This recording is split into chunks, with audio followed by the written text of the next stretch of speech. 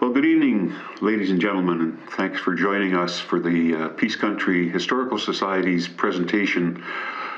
And it's titled Warming Up to the Cold War, the South Peace Experience.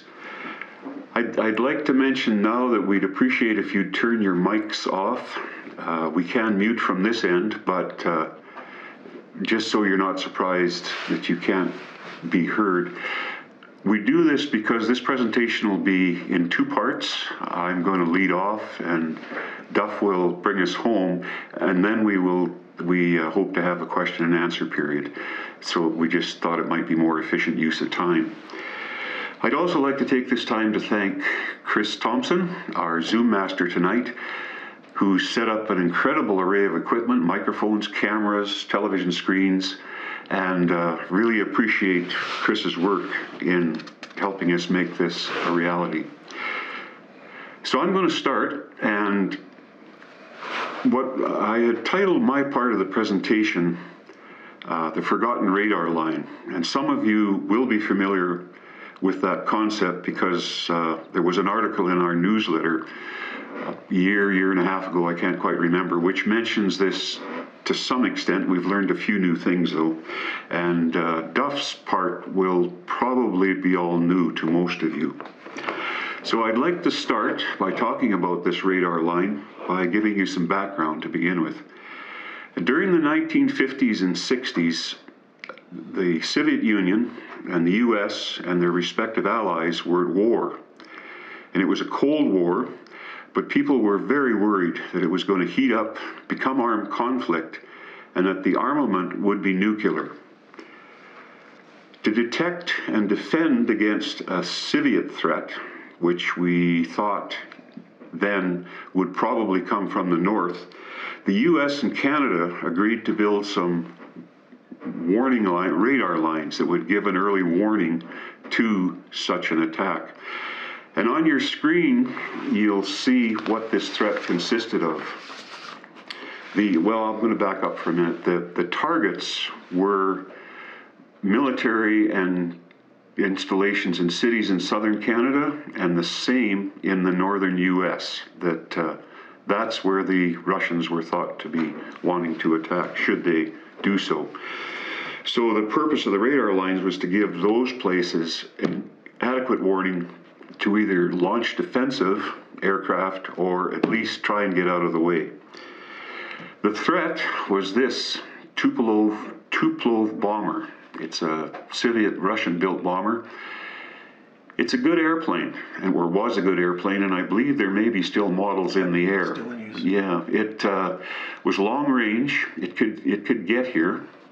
It was relatively fast for its time and its size. It was capable of carrying nuclear weapons, and a big plus for it was it could utilize an in-flight refueling system. That black thing sticking out of the cockpit is actually a probe, which is part of the fuel system. It went into a hose that was dragged behind an air tanker. So not only could they get here, but more important to the Russian pilots, I'm sure they could probably get home as well if things went well from their point of view. The next slide, I just wanted to indicate our relative position. This is a map of the world, but it's centered on the North Pole. On the right is the Soviet Union, and on the left is North America.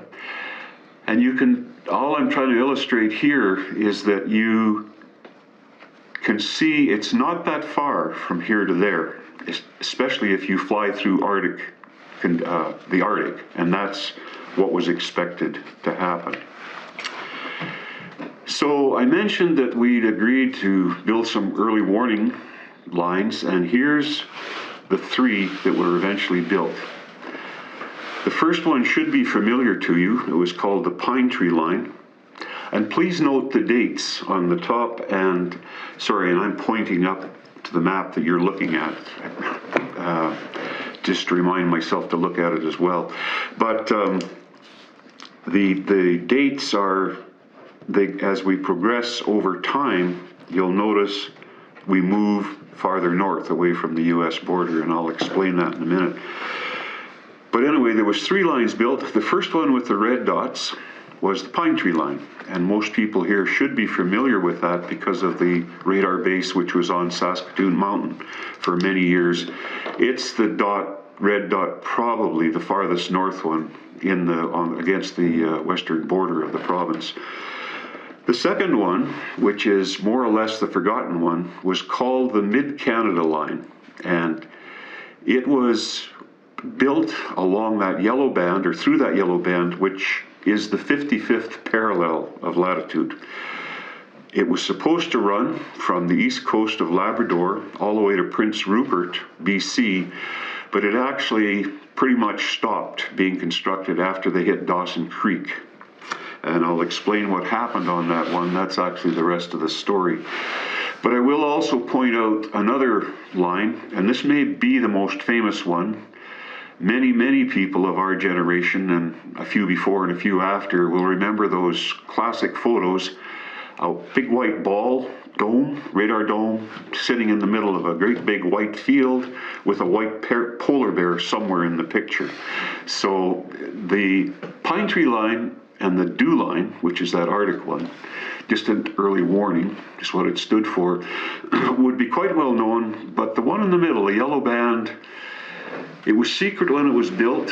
When it was decommissioned, pretty much it was put to bed entirely. There's very little left of it. And people simply, they weren't reminded every day by driving by Saskatoon Mountain or looking at old geographic magazines to see pictures of the Dew Line. The reason, I'll come back to this for a minute, the reason that the sequence kept moving north, of course, was as bomber technology improved, planes speeded up. And in order to detect the threat to those southern Canadian, northern US places, you had to get your detection system closer to the site that the bombers were being launched from to give, again, adequate warning for them to do something at the target. So the dates on the map, and I hope you did have a chance to look at them, that's why they're sequential. So the Pine Tree Line was built first. The Americans did a lot of it, but Canada was pretty much an equal partner of sorts. They provided funding, they provided personnel, helped operate it, etc., etc. And we felt pretty good about that. It was a joint project and recognized as such. When it came time to build the next one, as people understood the reason why they were going to have to do it, they had to get closer to the Soviet Union and Russia. There was an issue because even while they were thinking about the Mid-Canada Line, it was becoming pretty obvious that eventually they were going to have to go to the Arctic coast, which is about as close as you could get to Russia from Canada. So this gave Canada a problem. They did not have the sufficient funds, they didn't think, in the 50s to be full-blown partners on the Dew Line. It was just going to be too expensive because of the isolation and the transportation costs to get material up there, etc., etc. They were also worried if the Americans went up by themselves, they might influence Canada's sovereignty claim on the Arctic. And that was really important. I mean, there wasn't a huge amount going on in the Arctic, but it was really obvious that that was a place it would be nice to have influence on, and it should be part of this country. That should be our third coast. So it was historically given by the Brits to the fledgling country of Canada, but to hold on to things, you gotta have some presence. Anyway, typical Canadian fashion, they sought a compromise, and what they did was tell the Americans that they would pay for and man in its entirety the Mid-Canada Line, using only Canadian funds and Canadian personnel. And the thinking was, once we do that, we'll be able to tell the Americans, we've done our part. And now it's your turn, and you can carry on and do whatever you wish. And that's exactly what happened. Eventually, I think the Americans built the majority of the DEW line. I'm sure that the Canadians cooperated in any way they could. And it turns out also that the sovereignty at that time, it's different nowadays, but sovereignty claims by Canada didn't become an issue. I think until the Northwest Passage opened, it probably never would have. So that's the reason for the 3 lines. Now I'm going to focus in on the Mid-Canada line now. As I said before, the route was along the 55th parallel, and in our country, that's about 20 miles into the bush north of La Glace. Okay, that's the 55th parallel. And it would be built from Hopedale in the Atlantic Ocean in Labrador. As I said, supposed to hit the Pacific, never did, stopped in Dawson Creek. The picture that's been up now is it's a heavy lift helicopter, twin rotors, you can see. And this is the way most of the line was built, because you should remember that once you get east of Alberta on the 55th parallel, you're pretty much in the Canadian Shield, and building roads is very difficult. Land access, you may or may not be able to do it. It just seems simpler since we've got these big helicopters. They can fly in all of the equipment that's needed and the personnel. And that's what happened. This was a twin rotor, and it eventually turned into, some of you have heard this name, the Chinook helicopters that the military used for many years. Perhaps they still do, I don't know. Just brought them back. Oh, okay. Apparently they were even bought back. But in Alberta, we could build roads, and the specific site we're going to talk about finding north of La Glace had a road built to it. So it was a little bit easier out here. I guess I'll wander on now to what was built. So we have a line, and hang on to, I'll tell you what this was in a minute or two, this picture. What they built along the 55th parallel were 90 non-staffed remote radar stations. These sites were capable of using radar beams and doing it autonomously, but ringing a bell somewhere else, which I'll talk about in just a minute. Chris, if you could slip back to the twin helicopter, I missed something there. It's just the one behind. What I'd like you to look at is what's behind that helicopter. You'll see a mast, a tower, and you'll see some transmitters hung on that tower. And what you'll also see is a wooden shed, at least I think it's wood, just right on the ground of the picture, just a long wooden shed. And I'm going to talk about those because that constitutes what made up every one of these 90 sites. So what they built was a tower, a mast, and they hung radar transmitters on it. They also hung a microwave receiver and transmitter so they could communicate by voice or not email, I'm sure, but whatever other technology was available, teletype perhaps. As well, the on-site was that long building. And in one end of that building, it was about 60 feet long, and on one end, they mounted on concrete foundations 3 diesel-powered generator sets. One was always running to power up the radar and the microwave system. The other 2 were on standby, but could be started remotely from a place I'll speak about in a minute. In the middle of the building, next to the gen set, were all of the fuel, lubrication, and oils that they would need, because the maintenance guys would come in whenever they needed servicing. It was probably monthly or even more often, because these things ran 24 hours a day, 7 days a week. And at the far end of the shed, there was a small bunkhouse that this maintenance crew could live in. I'll talk more about what was found up there when we finally figured out what it was and where it was. But for now, just 90 sites spread across Canada.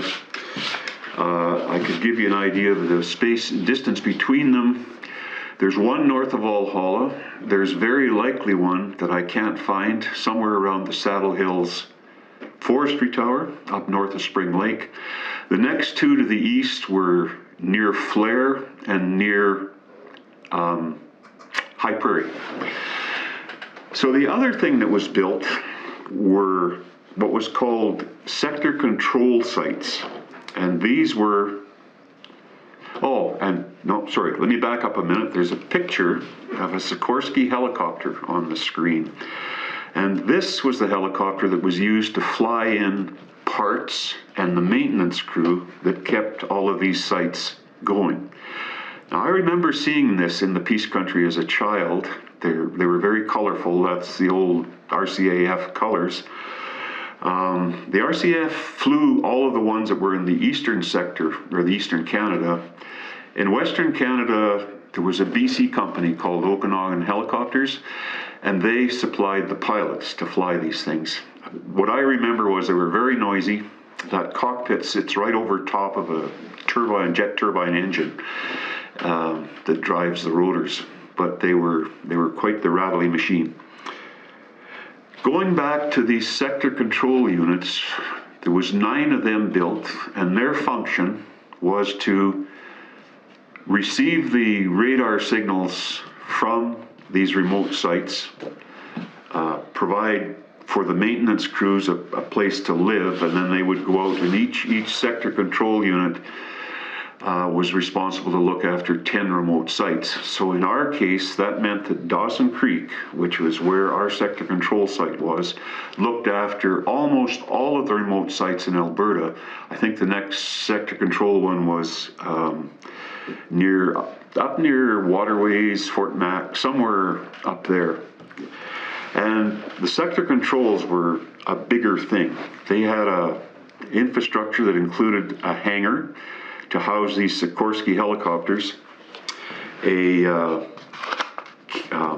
barracks for personnel, military personnel at least, recreation facilities, cookhouse, dining room, and the communications building, probably the most important building there, because they had to be the ones to hear the alarms go off when something happened.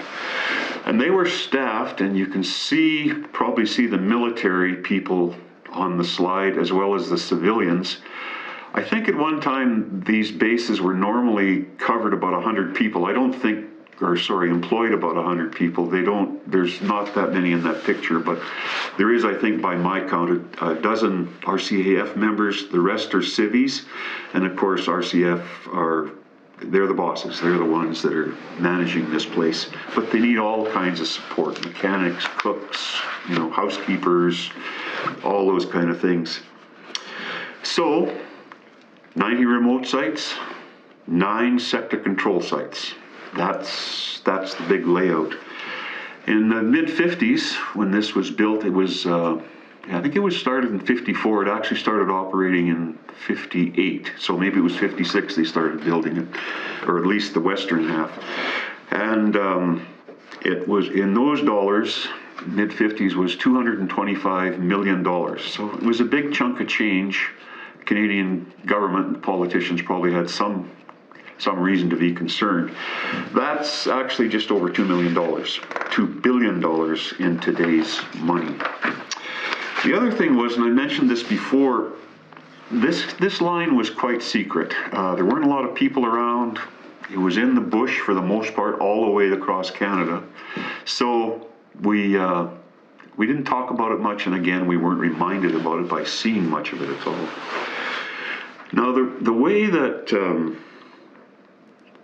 the Peace Country Historical Society came to know about this was that Mary Nutting got a letter from a man that lives in southern Alberta now, or central Alberta, but at one time he'd worked in Grande Prairie, and he had a friend in Grande Prairie who had told him, as a young man, he and his brother had taken dirt bikes and gone up into the Saddle Hills just for something to do, and came across a clearing with some odd-shaped concrete blocks on it, a bit of electric wire, maybe even an old radio tube. He couldn't quite remember, but it was obvious that something had been there. So, and that it was north of La Glace. So Mary forwarded the letter to me, just knowing that I like to walk around the bush, and first thing that came to mind was, well, I'm going to talk to Laverne Sogard. He's Mr. History for the La Glace country, one of our long-term members. And Laverne had actually been there. He and his brother had taken the family grain truck up one day in the summer, I guess, when the road, which had been built in there from the county roads at the end north of Valhalla, and they made it, although he said the road was getting pretty bad even back then.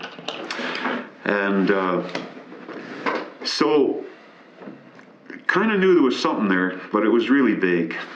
And I couldn't find anybody else that I talked to that actually they had ideas, and we investigated TV booster towers, microwave towers, maybe a World War II radio air beacon for the planes that were flying from the States to Alaska and on to Russia, but nothing really fit. It just didn't seem like that was going to work.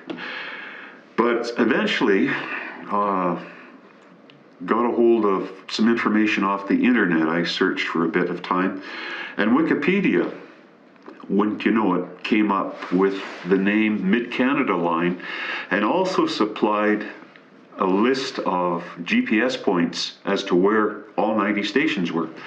So, in checking them out, although the GPS on Wikipedia appear wrong by about 6 miles, and that's likely caused by the fact that the GPS survey system has changed over the years, and the old numbers given they're not that accurate anymore, quite frankly. So, but at least we then knew what it was. We didn't quite know where it was.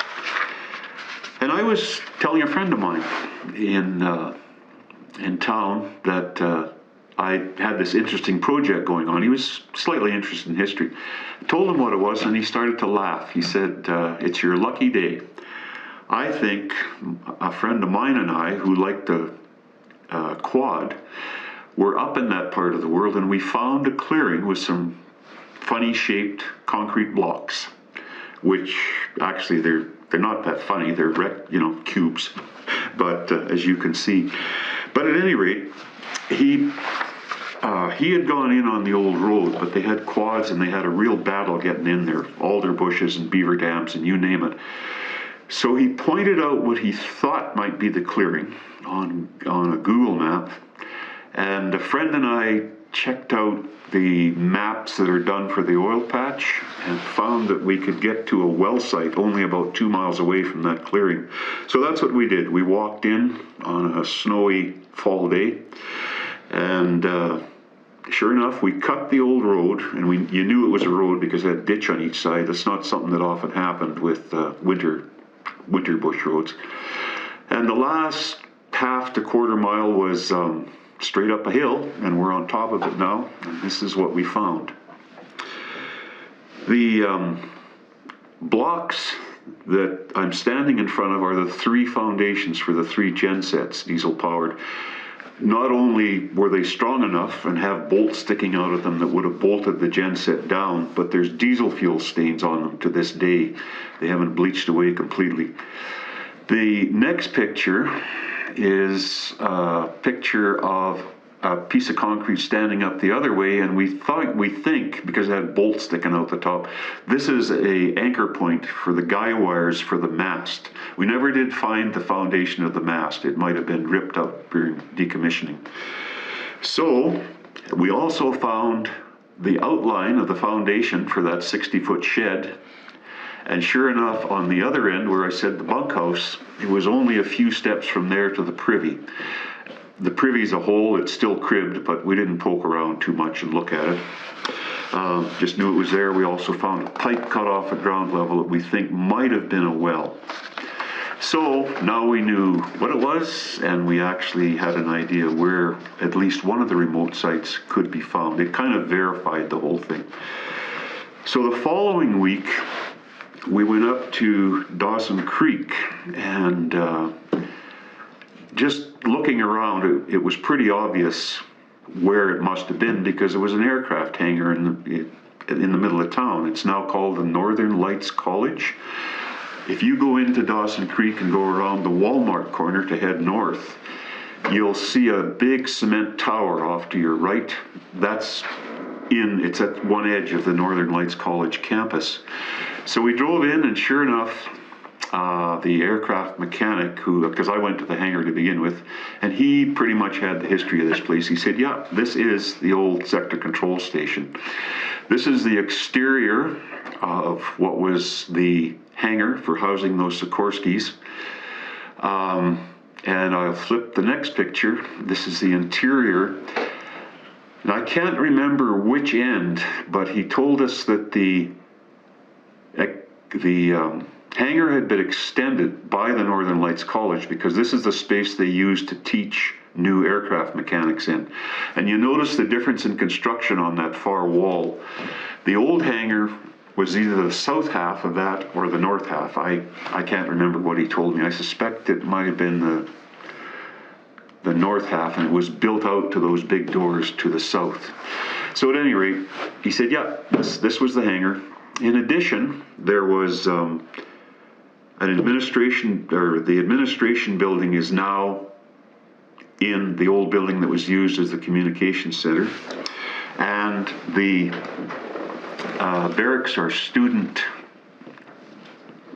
residences, and there's a few other buildings that are used for storage and stuff like that.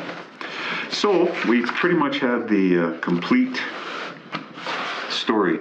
But I have skipped over a part, and this is kind of fun. I forgot to tell you how this radar system worked, because it's a bit different. The radar system it's called a Doppler system, and another name for it was the McGill fence, because McGill University in Montreal is where the technology was developed. And if you can picture the antennas pointing straight up in the air, okay, and they project a radar signal 65,000 feet up. That was beyond the capability of any aircraft back then. So if you're going to fly this way, you had to go through the fence. If you went through the fence, it acted like a trip wire, and a big alarm rang in Dawson Creek, or whichever the sector control center you were at. And then they would figure out what to do next. The issue with the McGill fence is you can't tell what flew through. You can only know where it flew through and probably what elevation. But it could be a Piper Cub, or it could be one of those Tuplos. So you obviously then you lean on the pine tree line probably to determine what that was. But at least they knew earlier than the pine tree line that something was coming. So I'll just wrap up now. The Mid-Canada line became obsolete in it was shut down in 1964, again for that sequencing reason. The DEW line was built and running, and there was no more need for it.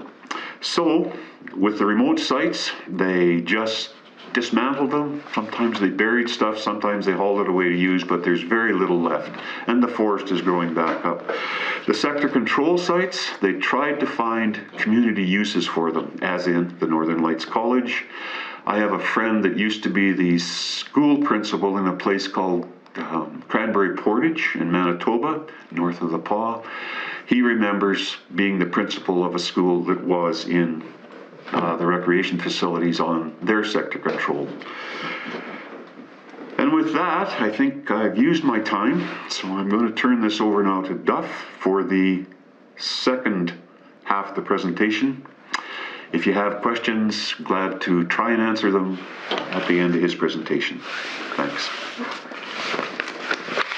So my section I'm calling the Planning to Survive, the civil defense aspect of this, and tying it together with what Pat said.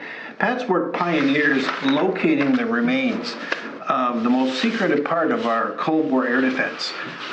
It's no coincidence that it was very carefully concealed and torn down so that nothing would remain, in the same way that the Avro Arrow was literally destroyed, the 6 surviving aircraft, so that no part of it could be seized and reverse engineered by a hostile power.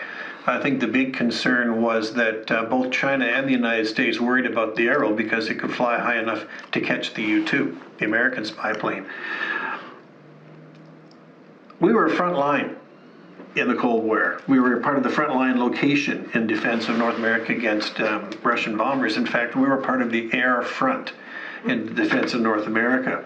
And what about Grand Prairie itself? You know, we talk about the Beaver Lodge Pine Tree site, but what about the city itself? How was the South Peace preparing for nuclear attack? How did we fit into the big picture of civil defense for Alberta and Canada? What were we supposed to be prepared to do on the day or the day after? It's no coincidence that the Premier of Alberta, E.C. Manning, was already alarmed and raising questions with various business councils in Edmonton and Calgary because he had been informed that Alberta was literally on the flyway for Russian bombers to achieve the heartland of America.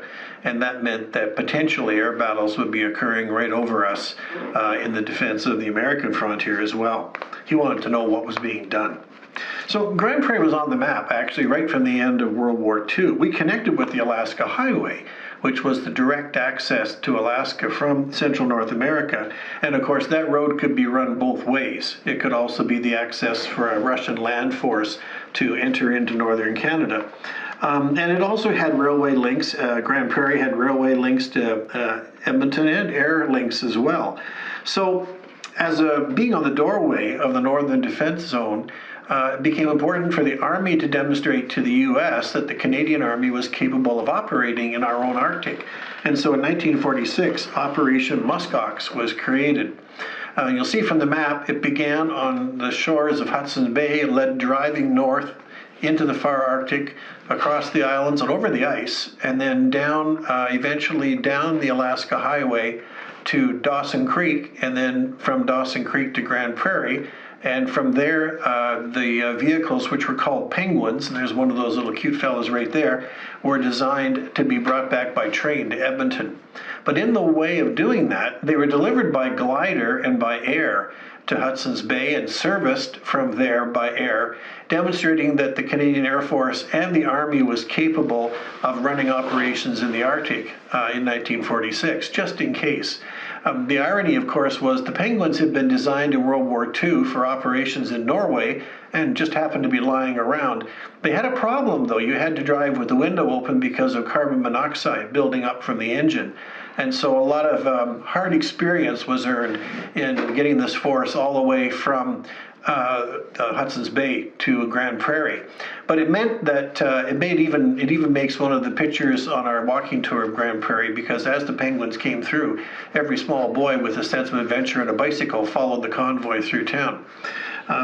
It did cost one life. One of the Inuit in the north who was helping actually drowned when one of the Penguins went through the ice.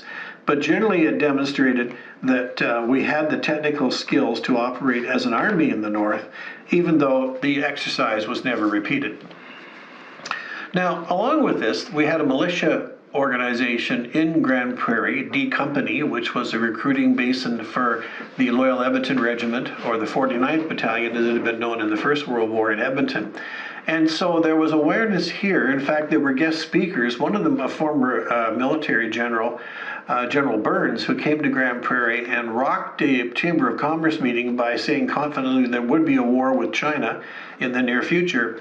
And therefore, this meant that our militia company had some awareness and some visibility. We put a lot of demonstrations and exercises showing what could be done. And every soldier that went from Grand Prairie into military service was featured with a photo spread in the Herald Tribune.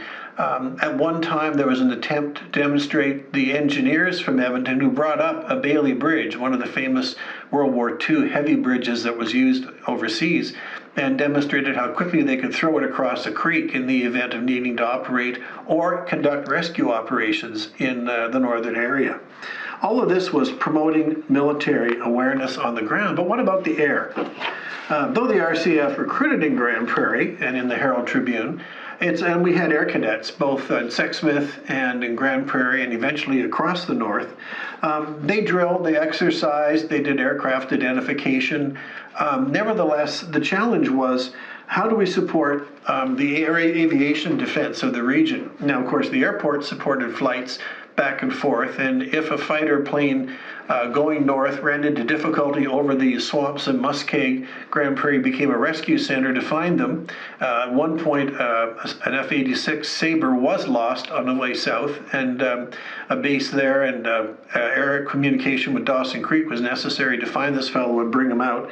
But most of the action seemed to be further north. Cutting out our own frontline fighters and replacing them with American missiles. But if you look at this map, this is a secret map of the B-39. These were the giant super bombers that for 10 years carried the big bombs north and south. The flyway to their marshalling point in Alaska was right over Grand Prairie. And it shows the way in which the air front included the aviation space both ways, just as easily as American bombers could fly from Rapid City north over us on the way to Alaska, so Russian bombers could come that route as well and have the Alaska Highway as a landing zone if they ran into difficulty. But at the same way, straight across the north, they could be over Alberta and into the American heartland, heading towards Strategic Air Command headquarters by the most direct route. Our airspace over Alberta was potentially the highway of, if not nuclear holocaust, perhaps airborne attacks to take out radar and radio stations, and as a preliminary to even perhaps an invasion or a military incursion. It really was clear, judging by this American map, and also the Northwest Staging Route airfields, that we were potentially vulnerable. Any Russian bomber attacking the American West had to fly those routes, and as a result, Manning was very concerned that the oil refineries in Edmonton and the Alaska Highway and the major cities of Edmonton and Calgary in the south were potentially targets with a large, heavy population who could be damaged, if not by the devastation of the atomic bombs in those early days, by the fallout that came later. And certainly with the coming of the thermonuclear bomb, 10 to 100 times more powerful than a simple atomic bomb, the real fear was fallout. The drifting radioactive particles that could be raised up in the sky, poisoning the land, poisoning the air, and poisoning the people for decades potentially downwind of where these bombs landed. So clearly in Alberta, it was the air front rather than the land front that would preoccupy our planners. So as we found, there are military defense plans. Here we see the Pine Tree Line, and carefully concealed here some of the Mid-Canada line. What you also see are airfields at Central Alberta Penhold, built as a training field, but later upgraded as a fighter base. And for many years, we had CF-100 fighters there to complement the flights that might come up from the United States. The U.S. offered us supersonic fighter bombers, often with nuclear missile-tipped missiles, anti-aircraft missiles. They would sterilize several cubic air miles in airspace, and hopefully take out a whole squadron of Russian bombers if they were close enough, with very little discussion of the consequences for the Albertans living underneath this kind of interception. But nevertheless, that kind of discussion was given, and essentially the idea was that from Penhold, RCF-100s, which were all-weather fighters, could fly an interception and attack with their own missiles. But in the meantime, the big heavy guns would be the American supersonic planes coming up from the northern U.S. Air Force bases. There's our CF-100s on the top. They had machine guns on the bottom because the missiles that they fired from their wing pods proved to be rather unreliable. They were famous for short circuits and firing off unpredictably whenever they felt like it, in the air or even on the ground. I've had a wonderful story from one Air Force pilot about one of these rocket pods going off on the ground and blowing a hangar door off one of the hangars at Penhold. Another one, both rockets went off on each side and managed to straddle a squadron commander who was taxiing out front at the time, to which he replied on his radio, "Missed." Below them, however, was the Voodoo, CF-101. The American Voodoos were designed first. Initially, they had no guns. Their only weaponry was to fly at 2 to 3 times the speed of sound on a 2-minute scramble or a 5-minute scramble and fire the nuclear-tipped Genie missile, which would go out and, as I said, sterilize several cubic miles of airspace, stopping squadrons they hoped of Russian bombers. It's interesting that Alberta got the CF-100s with what were called the Mickey Mouse rockets. They were so unpredictable that occasionally one would go sideways and hit the canopy of the pilot who was flying the plane. That's why the machine guns eventually were installed. But the CF-101 Voodoos, the super high performance ones, were shipped to the Atlantic at Chatham Air Force Base and Goose Bay and were used to protect the Atlantic side, not the central or western side. This, of course, led to Vancouver complaining about what would happen if we had a nuclear war at Pearl Harbor, to which Ottawa basically said, well, you're on your own if that takes place. So there was a lot of politics about that as well. The funny part is, of course, that this is the jet age, and it depends on radar stations like the Mid-Canada or the Pine Tree to actually direct the fighters to find the Russian bombers.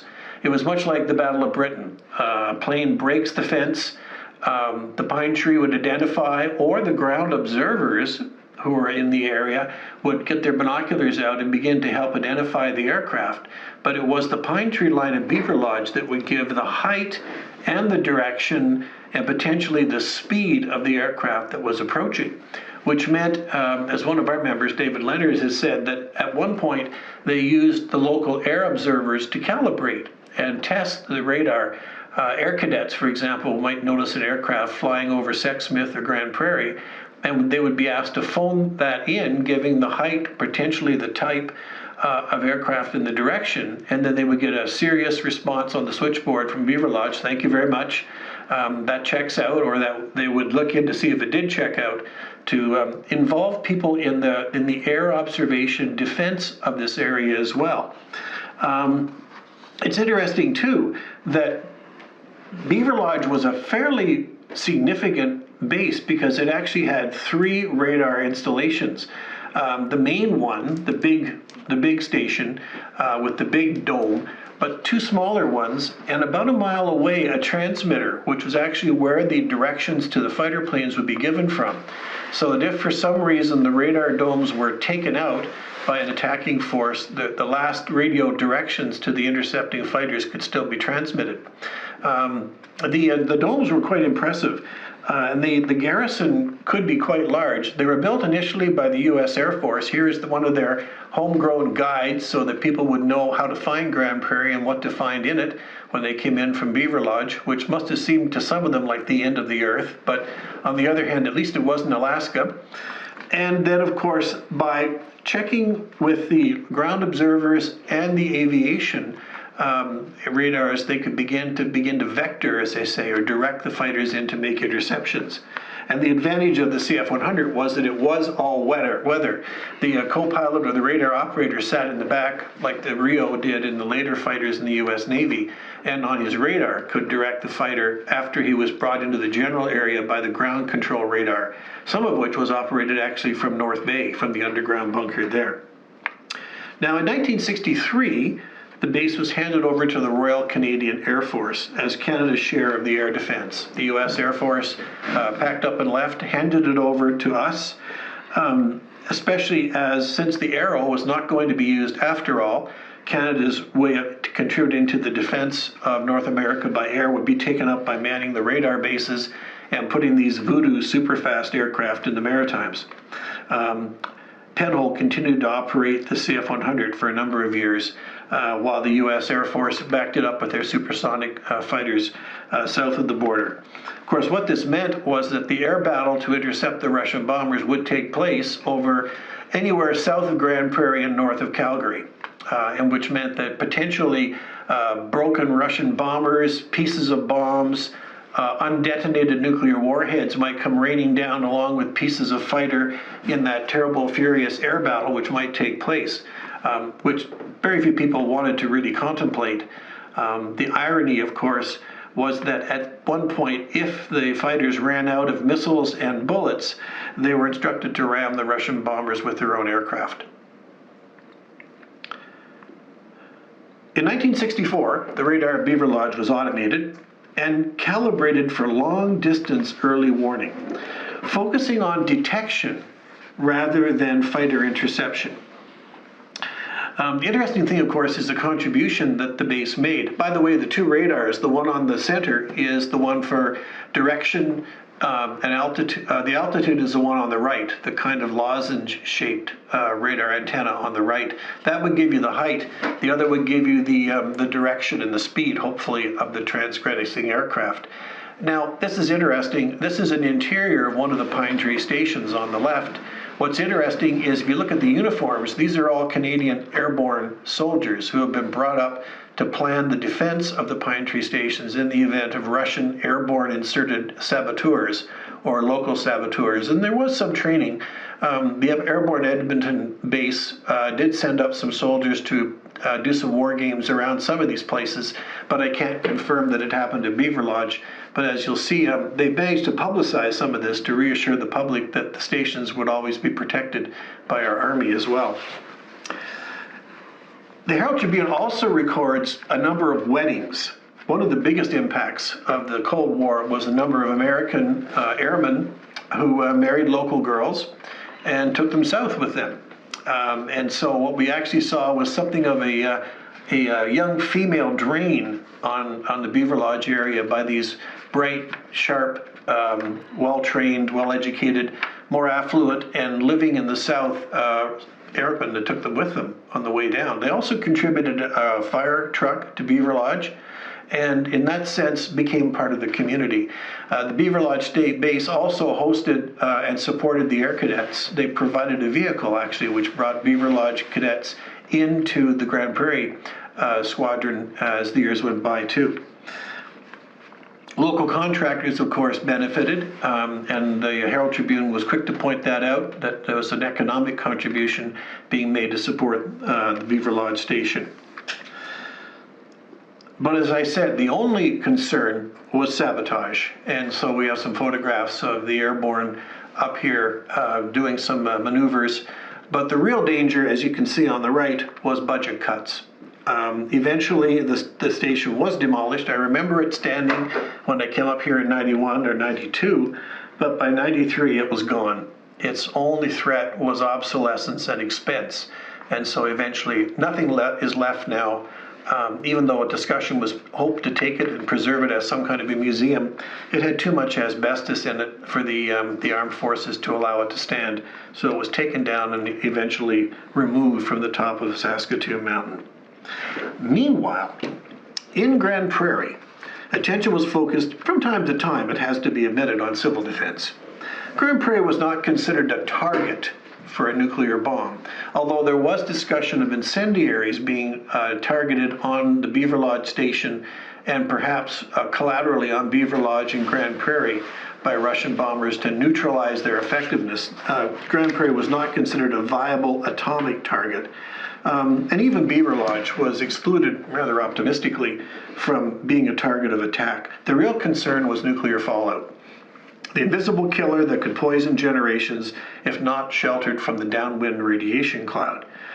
It's interesting that in 1959, the Diefenbaker government took more time and paid more attention and invested more money in fallout defense than any other government of the time, then or after, even though it was the Pearson government in '65 that accepted nuclear warheads and gave us our own nuclear deterrent. It was the Diefenbaker government that put the money into what's called emergency measures organizations involving nuclear war. So while engineers calculated the blast done by damage, these are circles designed for atomic bombs, not thermonuclear or hydrogen bombs. So you can see that the blast zone is about 5 miles altogether in diameter from ground zero. And that meant that potentially a city the size of Edmonton could have a bomb on an atomic bomb, and large parts of its outskirts could survive. Although again, the problem would be the civil defense issues that occurred in World War II, firefighting, collapsed buildings, wounds, burns, and so on. But the theory was that volunteers could be organized to do that kind of civil defense. The problem was that certain structures could hold up better than others, and actually there was a little calculator that civil defense people could carry around. I have it at home somewhere, but I can't find it, about the size of a protractor, and you could use it as an engineer if you were level-headed enough after an atomic attack to calculate the type of damage and the casualties correlated to the type of building. It looked kind of like that round calculator computer that pilots used to carry. And as a result, it was meant to be operated the same way. Although, as some commentators said, the idea of a local civilian engineer being able to sit down level-headed after a nuclear attack and be able to do the calculations was perhaps a bit optimistic. For those outside the death zone, Canadian leaders offered this comfort, paralleled by the Civil Defense Agency of the US. These are just for old-fashioned atomic bombs. Thermonuclear bombers were already being developed, which offered 10 to 20 times the destruction, but they would not be considered for the peace. The peace would never be a target of a thermonuclear bomb. They were reserved for Edmonton and Calgary. Survivors might come north if they could make it north and trickle into the peace country, in which case civil defense was supposed to provide housing, first aid, and shelter for them. But the real concern, there's the calculator in that previous slide, or the next one perhaps. Yeah, it's a little green fella. There it is. That's the calculator that came with the book, The Effect of Nuclear Weapons, which I used to have a copy of. And this is the other picture we have of an operation called Lifesaver. This was done out of Calgary because the theory was that the only way to defend these cities from thermonuclear weapons was not to be in them when they went off. And so there was a lot of effort put in by civil defense and later emergency measure people to calculate and regulate and schedule how, given a certain number of hours warning, which was the assumption that an attack would not come out of the blue, pardon the pun, and there would be at least 3 hours warning by the Pine Tree picking up bombers coming south, that a large part of the population, if they were properly coordinated, could be evacuated from Edmonton and Calgary. This is Operation Lifesaver, which was an attempt with Calgary. The problem was the day they scheduled to do it, and they put months of planning into it. They had up to 40,000 people on the schedule, prepared to use their own vehicles because there weren't going to be enough buses. There was only one train line and only one paved highway, the Trans-Canada. That everyone would jump in their cars from the north end of Calgary and head out to Airdrie and other sites, Clare's Home, and east to Three Hills. This was all going to be coordinated to happen on a 3-hour warning. Problem was, a lot of people didn't hear the warning sirens. There was always a problem with the air raid sirens not being heard clearly, and there was an 18-centimeter snowstorm that day, followed by a Chinook, which rendered all the unpaved roads in the Calgary district impassable mud. As a result, the exercise was postponed for a week, which pretty much killed the organization because 3/4 of the people scheduled for it went on with their lives and did other things. So that in the end, when it occurred, Lifesaver only evacuated about 18,000 people in the 3-hour time limit that was prepared, and the rest would have been, I guess, more or less obliviously incinerated in the bomb hitting Calgary.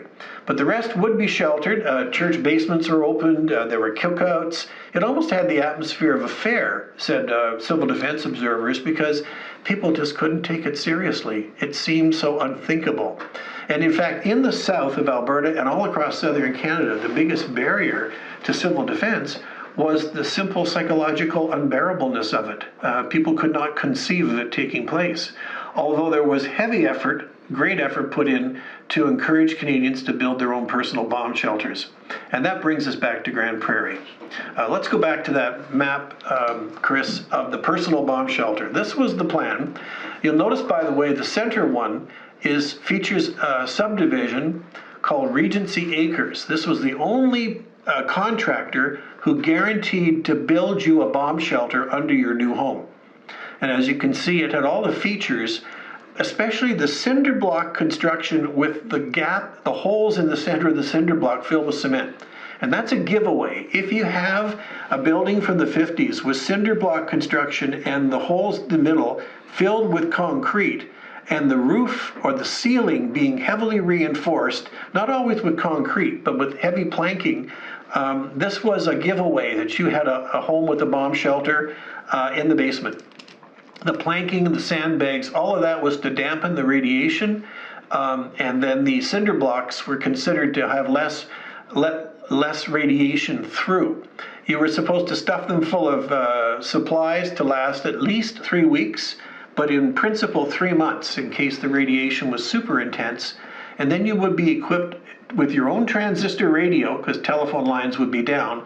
Canada never achieved the armoring of their telephone lines, and it was pretty much assumed that all the telephone lines and the switchboards and the switchboard operators would be obliterated by the nuclear attack, or die of fallout if they stayed in their switchboards, So transistor radio was meant to be the way to communicate, and that meant that when Grande Prairie had its own shelter in the old town hall, it had a couple of radiation detectors, probably a lot of maps, and of course a radio, probably some linkages, we think, to ham radios as well. There probably was a shortwave in the bunker as well. But the Grande Prairie shelter was considered a medium-sized shelter. The ideal ones were the family size. But in fact, about 2,000 Canadians built personal, private air raid shelters. In fact, I found one in Ottawa. One of my friends had bought a house in Alta Vista. If you know Ottawa, it's about 5 miles from the Parliament buildings. So it was actually built to survive an atomic attack, not a thermonuclear.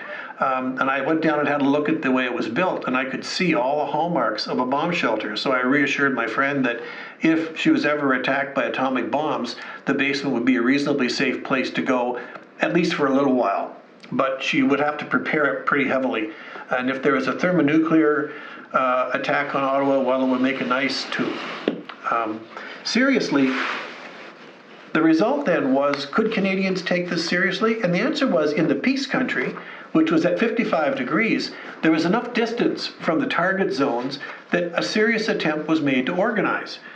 And so after that, we actually had people beginning in 58 to do some civil defense planning in Grande Prairie. Isabel Campbell of the Herald Tribune reassured readers that the measures were planned for natural disasters, not nuclear, and that Mr. Bairstow and Mr. Borstadt and Fire Chief Pete Eager were actually helping to coordinate city officials to plan for a natural disaster. Nevertheless, the point was made that this would also be useful for nuclear disaster, linking ham radio operators and others working out of the bomb shelter in City Hall, and it should be added, at the D Company Armory. These plans may still survive in the city archives, but I have not been able to dig them up yet. I'm still looking for some of this material. So it might be interesting to see if some of these plans are still here, as well as mobilizing air cadet, forestry, plane spotters, and by the way, elevator managers who had to be bonded and were considered solid, upstanding citizens who were given aircraft recognition charts, and I think binoculars as well, so that they too could be in on the aircraft identification of any transgressions of our airspace.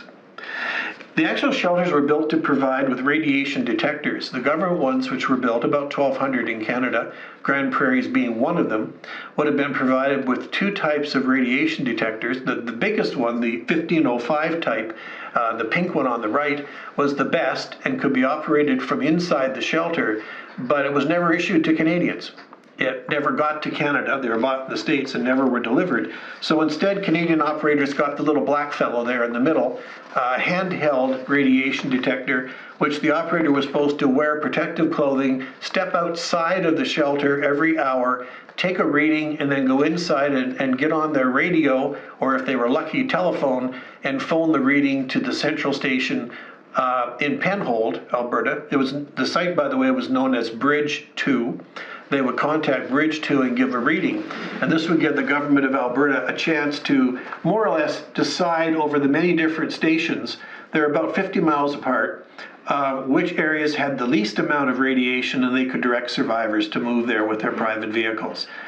This is pretty ad hoc, and it pretty much guaranteed that the operator would contaminate their own shelter with radiation coming in on their clothing. But nevertheless, the plan was there to try that, to give some readings. And these were handed out, although they were all taken back in 1967 by the Army.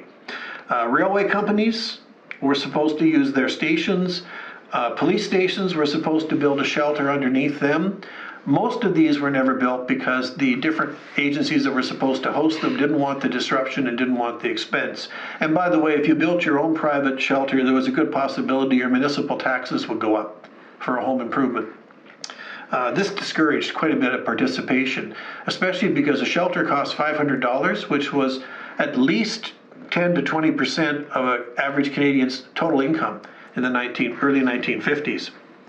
The result then was there was an air of futility, but also goodwill in the Peace Country. The headquarters was in City Hall, as I said, and in 1962 we actually had a civil defense crew. We had 11 volunteers, some of them here photographed. This picture was provided by Harry Laners, who was one of the members of that crew. As you can see, they're equipped basically for World War II, not for nuclear war. But again, the assumption was that probably up here, any attack would be limited, very limited, and more work would be necessary, perhaps doing a little bit of rescue work and firefighting, but primarily the kind of light construction or light rescue work that would be done in an atomic attack, not a thermonuclear. The next one shows their equipment. Besides the radiation detector, they had one wrecking vehicle which could be used to pull down wreckage, remove stuff from buildings, or tow vehicles out of the way. By the way, if you know of any of these people, other than Mr. Laners, who is in this photograph in the back row, if any of you happen to know or are related to members of the Civil Defense of 1962 or have any information, we at the Historical Society would love to know, both to identify and also to perhaps interview or discover more information, because it's a bit of a mystery how the work was done. But given the level of equipment, most of the work was meant to be for more natural disasters than thermonuclear anyway. There was one mock attack conducted, and poor old Hines Creek was selected as the site where the bomb would drop. An atomic bomb would drop on Hines Creek as the unlucky target, and the exercise was done on paper with coordination from D Company Armory and the bomb shelter. RAF veteran E.M. Dunbar, who had lived in Beaver Lodge by then, was the permanent civil defense coordinator here and was in charge of that operation along with city officials. So while the government, gave lots of reassurance, it's interesting that on one map donated by Mr. Laners, there are two prospective fallout clouds written on the map. Both of which are pretty alarming. They come out basically beginning at a ground zero near Beaver Lodge, but notice the fallout clouds drift very far east with the prevailing winds. In fact, the longest one goes as far as Smith, which indicates that this sort of rain of death dust would travel as far east as Smith if the wind was right, and if there was less wind, it might simply spread a bit more to the north and south. But either way, even though technically there was not supposed to be any major threat, if you look at this map, which Mr. Laners provided me before his death, you can see, in fact, that they were trying to keep all possibilities open. Although how, again, you could manage to defend against it if your radiation detector required the operator to leave the shelter to use and everyone else was trying to stay indoors, it'd be very hard to organize that. However, the Hines Creek drill went ahead and, of course, was declared a success, but I have no idea how entirely it was conducted. In hindsight, it must have been difficult to imagine Grande Prairie not panicking over a nuclear attack if there was a flood of refugees trickling up to the north from a nuclear disaster in the south, such as Edmonton. Although the distance and the 200 miles of muskeg might be a natural barrier to large crowds of wounded or damaged or burned or traumatized refugees coming north, it would be interesting to know if the Peace Country was prepared or could have been prepared to take and house and shelter for as long as 6 months such refugees. And my last point, it would be to make a discussion that I had on an aircraft with a person who worked in Ottawa, that at one point there was discussion of the Peace Country being a last refuge for Canada. The Peace Country was isolated, as I just said. It had good water supply, road connection to Alaska, airfields, and good agricultural land from which they hoped that region could feed itself. And so, although it never became concrete planning, there was discussion of a last refuge of Canada, or at least Alberta, being designed to be centered on the Peace Country, where the government that survived and other officials could begin the reconstruction of home. So, what we have then is the mystery of what it was all meant to do. If there was any central plan, we don't have any evidence of it. Maybe in some of the city records, perhaps. The city hall, the old city hall that had the bomb shelter, was torn down. I have no photographs to tell how it was constructed, and I haven't met any witnesses who actually ever operated in there, although I've heard it, it housed various things from bats to other things being stored there. And we do know that in 1967, any electronic equipment was literally removed by the Army and taken away, effectively disabling it for anything but telephone connections and map exercises. What we do have, though, is for a few years, there was this time, and we still have echoes of it and some remnants, as Pat shows, when one can still see the mysterious concrete foundations, the bits of gadgetry, the insignia. Sometimes you might find quaint but alarming pamphlets in your home collection of stuff, prepared for us in peacetime as if for another day, an almost forgotten era when some of us lay awake at night closely monitoring the daily news on the radio, keeping the radio on, keeping their coveralls and their first aid kits ready, just in case the world as we knew it might start to disappear forever. With that, I'll ask Chris to say goodnight for us.